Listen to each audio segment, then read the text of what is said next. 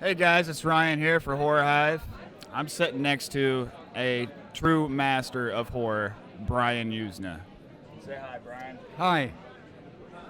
Brian, you've been a part of so many movies, so many of my favorite movies actually.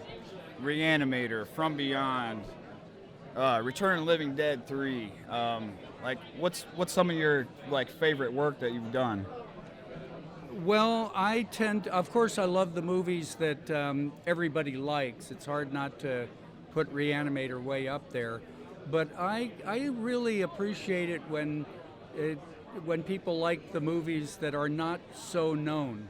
And a lot of these movies haven't been put out on Blu-ray or anything, and they kind of get a little bit lost in the shuffle. And just lately, this great Blu-ray came out of Society, and that was a movie that I loved, and for 20 years nobody watched it, and now all of a sudden it's starting to be discovered, and that just makes you feel great. It's like something coming back from the dead. That's very cool. How did you get together with Stuart Gordon? I was looking for a horror project. As a matter of fact, at one point I put an ad in Variety saying horror director wanted. Nice. And a friend of mine in LA, Bob Greenberg, he said, you should go meet Stuart Gordon. He's the theater director in Chicago. And so I went to Chicago in 1983 around Thanksgiving time, went and saw a couple plays that Stuart did, had dinner with him. He was a big horror fan, and we just clicked immediately. And I said, well, let's make a movie. And he said, well, I've got a couple projects. One is about a dog terrorizing a kid in a crib, and the other one's an adaptation of Re-Animator. And I said, I kind of like that Re-Animator thing, and a year later we were shooting. Very cool. Tell us a little bit about Fantastic Factory.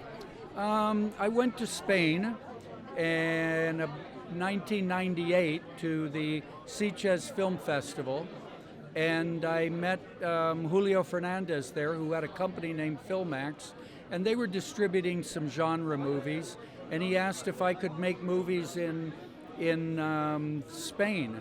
And I had at that time been trying to get a label launched, like Hammer Films or the Corman Poe Films, and I had kind of sold an idea to Dimension to make the Seven Deadly Sins of Horror, which is kind of a precursor to Masters of Horror.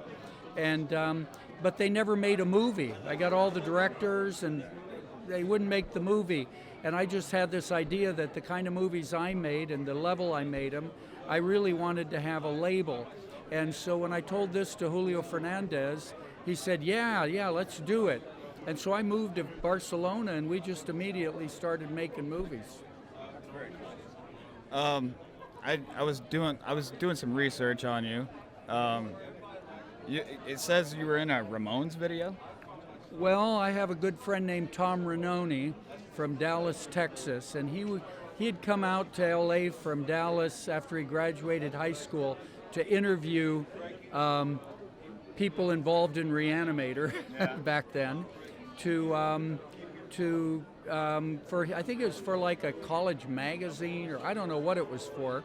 But he was such a fan that I really got along with him, and eventually he worked on the movies. And as a matter of fact, on Return of the Living Dead 3, he was the effects supervisor and had a tremendous amount to do with how good the effects are in that movie. Along the way, he started directing himself, and he's a real rock and roll guy too, and he ended up directing some rock and roll videos, and one was the Ramones, and so I was in the Ramones video. There you go. That's pretty cool. As a matter of fact, on Bride of Re-Animator, he brought by the Ramones to the set. Really? Yeah. Was that cool hanging out with those guys? I didn't hang out. I was working. Right. I said hi, and he also he would bring out a lot of interesting people. Yeah. Are you a rock and roll guy? You like rock and roll? Well, I always liked rock and roll. Who doesn't? Some of your favorite bands? Well, I came up in the '60s, so I was like a Grateful Dead kind of guy. Kind of a little, kind of more in the heavy route.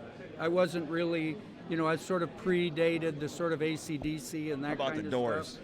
Well, of course, the Doors. I mean, they were all Jimi Hendrix. I mean, come on. But that stuff's sort of old, right? It's old stuff. Would you say I actually wanted, on Return of the Living Dead 3, I wanted to get the, God, what was the name of that band to do the music? Now I've gone blank. Go ahead. Would you say like horror and rock and roll? You say they go together like kind of hand in hand, I think. Yeah, I think so. I mean, I think horror is the rock and roll of movies. Yes, I mean, that's just the way it is, Definitely. Well, I think that about does it. Thanks a lot, guys, for watching. I'm Ryan for HorrorHive. I'm sitting next to Brian Yuzna, and we'll catch you next time.